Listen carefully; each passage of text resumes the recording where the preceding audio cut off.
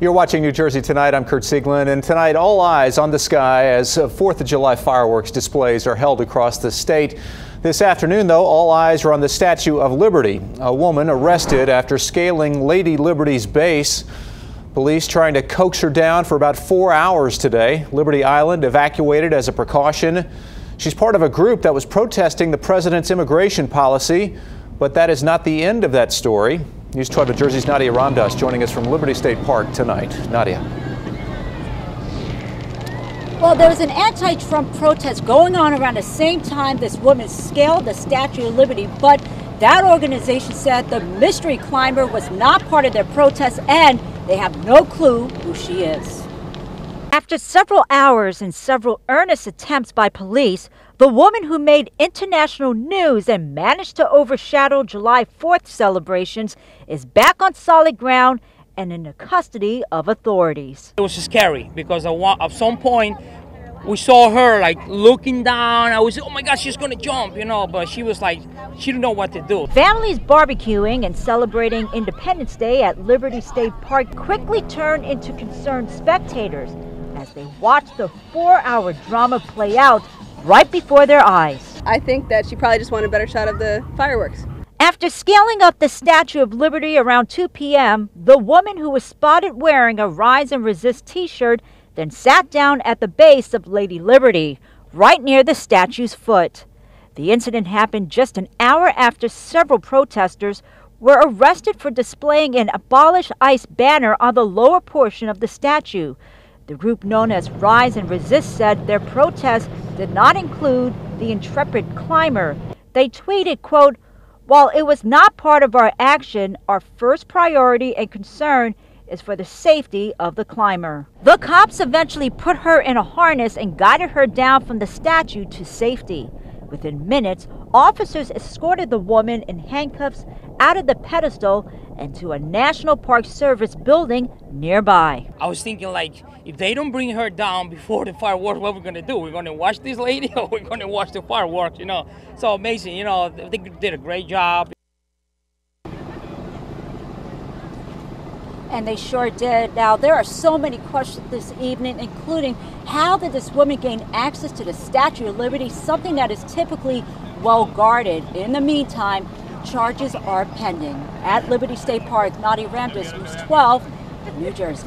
It was the longest 50 days in their lives, but now a Morristown man and his son who were held prisoner in Angola are back home here in New Jersey. News 12 New Jersey's Ranji Sinha was at Newark Airport when Patrick Alako and his son Patrick Jr. were greeted by their loved ones.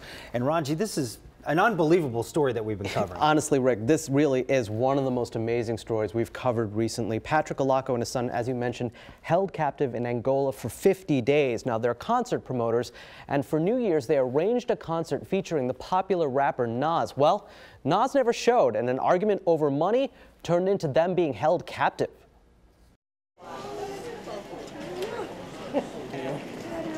It's the dream ending to a nightmarish start to 2012. For nearly 2 months, Patrick Alako and his son were held captive in the southern African nation of Angola. It's been a long 50 days of reflection on what it's been like.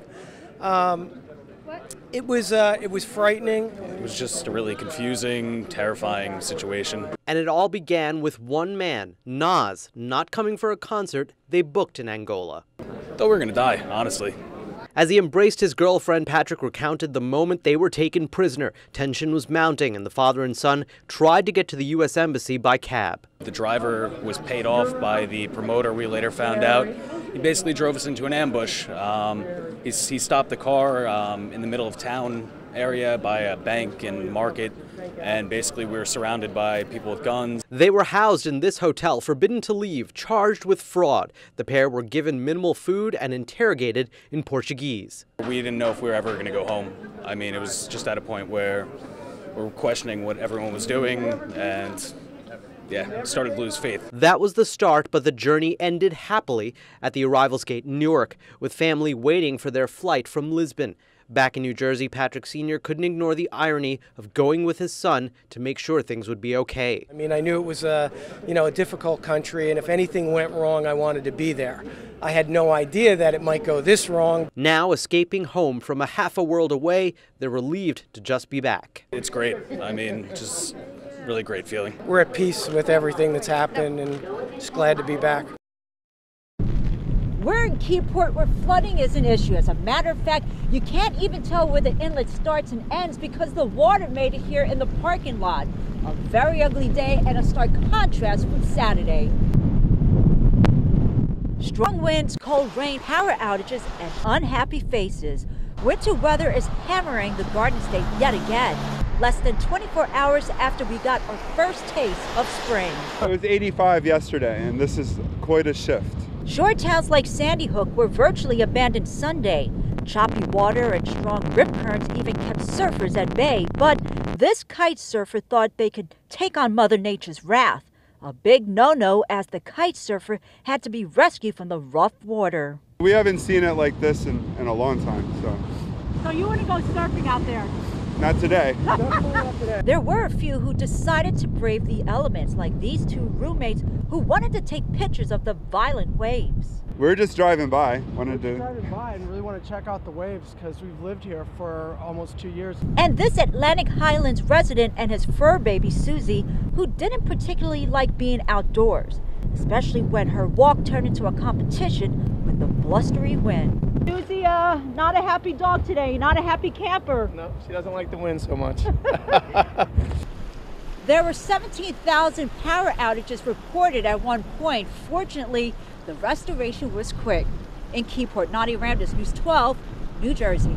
And finally, with all destruction at the Jersey Shore, you would think some people there would just wish they could sit down and watch some football. Well, today in Union Beach, they got the chance. News 12 New Jersey's Joey Waller has the story. Shout out what you need. That's what Sandy victims were told here at Union Beach Borough Hall. This mini village within the town packed on Sunday with displaced and needy residents loading up on supplies. Nomad Pizza churning out one pie after another. But 2 emotionally draining weeks after the hurricane, all some of these people wanted was to watch their beloved Giants, courtesy of TVs provided by Man Cave Events.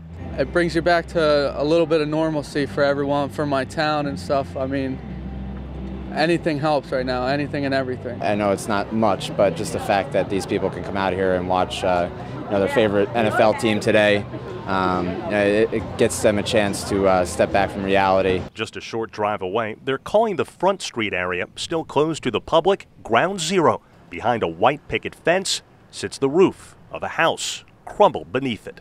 Right off the water here in Union Beach, this popular bar and restaurant called Jacob Bob's has been completely destroyed. And now the owner is spearheading the volunteer efforts in town. It makes me feel great, and at the same time, it's a bittersweet. It's, people are coming and You're overwhelmed. I am very overwhelmed. Gigi Liaguno-Dor says insurance won't cover this damage. Indeed, about half of Union Beach's 6,700 residents are forced from their homes. This is what this town is, a big group of friends and family. We all help each other, we all stay together, and this is what we keep together, is the community. Suddenly, Big Blue's problem seems so minor, while Gigi wonders, who's going to fix this? In Union Beach, Joey Waller, News 12, New Jersey. And a North Jersey boy turns his viral moment into a mission to help Hurricane Maria victims. I'm Karen Lee, around New Jersey, around the clock. This is New Jersey Tonight. Another loss for the Giants tonight as rumors swirl that coach Ben McAdoo is on his way out. But a young North Jersey fan had bigger things on his mind today as he turned his viral moment into a winning opportunity for others. News 12 New Jersey's Nadia Ramdas joins us with that story tonight. Nadia. Well, Karen, who can forget this viral sensation? Jaden Perez was brought to tears after receiving Giants tickets. The VIP passes were a gift from his mother's boss. It was the 8-year-old's first Giants game ever. Well, he wants to pay the gesture forward all the way to hurricane-ravaged Puerto Rico. You are touching so many lives. Santa Claus looks a little different this year. Not only is he younger, but his traditional red and white hat has been replaced with the colors and logo of his favorite NFL team. And what do you hope the Giants do in regards to the coach? Kick out the coach, get a new one, and don't bench Eli Manning. Don't ever do that, right? Just don't. All jokes aside, this pint-sized Pee-wee football player is a giant humanitarian. For Christmas, I'm gonna get toys, and I think Puerto Rico might not get toys, so that's why I'm getting toys for them and giving it right to them. That's right. This thoughtful 8-year-old organized this toy drive in front of his Woodland Park home Sunday. Dozens of boxes filled to the brim with donated toys for hundreds of kids affected by Hurricane Maria in Puerto Rico. After Jaden attended a New York Giants game with his father Javier in September, he learned a very valuable lesson about being generous to others. So now, he's paying it forward. People give to us, so we give to them. Here is video Jaden's mother recorded watching her son on News 12 New Jersey when we first showed you this viral sensation's reaction after he was surprised with Giants tickets from his mother's boss. Who bought these? My boss gave them to me, Jaden, from my job. 2 tickets VIP, brother. To go see the Giants. Look at me. Jaden was so overwhelmed by the gesture, he initially offered to donate all of his Christmas gifts, but his mother convinced him to host this toy drive instead. Jaden's generosity fills his parents' hearts with pride. I've always been proud of him, but I can't tell you how overwhelmed all this has put an effect on my life. Words cannot describe. It's just an amazing feeling knowing that he feels like that. Even Mickey is impressed. I think he's amazing. Ditto, Mickey. Well, the family will be collecting toys up until December 15th. The gifts will be hand-delivered on January 5th and 6th, which is when families in Puerto Rico celebrate Three Kings Day. If you would like to help Jaden out and make a contribution, please go to news12.com and look under numbers and links. Nadia Ramdas, News 12, New Jersey. Hi, everyone. Thanks for watching this evening. I'm Rick Holmes. We start with a story out of Jersey City. Volunteers at a nonprofit Jersey City cemetery find a deep, dark secret dating back to the War of 1812, but they can't do anything about it because they can barely pay to keep up the grounds. News 12 New Jersey's Stephanie Esposito has the story. The oldest standing stone is dated 1830. Eileen Markenstein is proud of the Jersey City and Harsimus Cemetery. And they fought in some of the bloodiest battles of the Civil War. It's 6 acres of history in the middle of urban Jersey City. This was the highest point to look down at the Hudson River to watch for the British ships coming up the river. Eileen and a team of volunteers took over. 2 veterans volunteered to care for the property and provide security living in the house on site. As volunteers cleaned the grounds, they began to find military paraphernalia. And then the veterans noticed the odd layout of their new home and began to realize the property had some dark secrets buried. I got closets behind closets. When there's homeless people living in there or whatever. And I saw a guy disappear, open the closet, and I didn't see him. Then I spotted the door. When volunteers started clearing the grounds, they found these, a mysterious series of crypts and underground tunnels. One of the tunnels leads to Dickinson High School across the street. Now, Dickinson High School was used as a fort during the War of 1812, and there are some other tunnels that volunteers believe were used as part of the Underground Railroad during the Civil War. Last week, PSE&G turned off the power to the gatekeeper's house and security lights. They haven't had enough donations to operate the nonprofit cemetery. There's many people that come to this cemetery to find their past, and I think it's so important for people to know where they come from. Their immediate goal is to get corporate donations for the upkeep on the grounds they believe hold even more secrets below the surface. In Jersey City, Stephanie Esposito, News 12, New Jersey. And it's an annual tradition this time of year. We'll take you to Asbury Park as people competed to be the scariest zombie.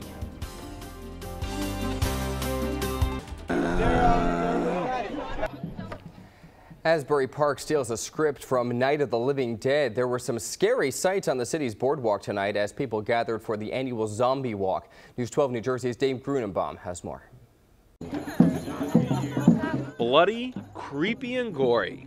The dead came back to life in Asbury Park for the city's 5th annual zombie walk.